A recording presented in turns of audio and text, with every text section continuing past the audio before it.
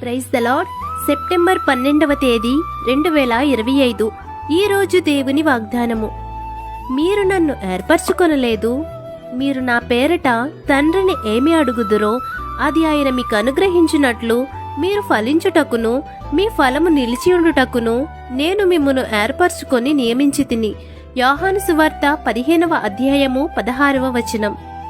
మనము దేవుణ్ణి ప్రేమించితిమని కాదు కాని తానే మనలను ప్రేమించి మన పాపముల కొరకు ప్రాయశ్చిత్తముగా తన కుమారుణ్ణి పంపించారు. ఆయన ప్రేమలో మార్పు లేదు. మీరు సర్వలోకమునకు వెళ్లి సర్వసృష్టికి సువార్తను ప్రకటించుడి. మీరు ఆయనని ప్రేమించారని కాదు కాని ఆయనే మొదట మిమ్మును ప్రేమించి మిమ్మును ఏర్పరచుకున్నారు.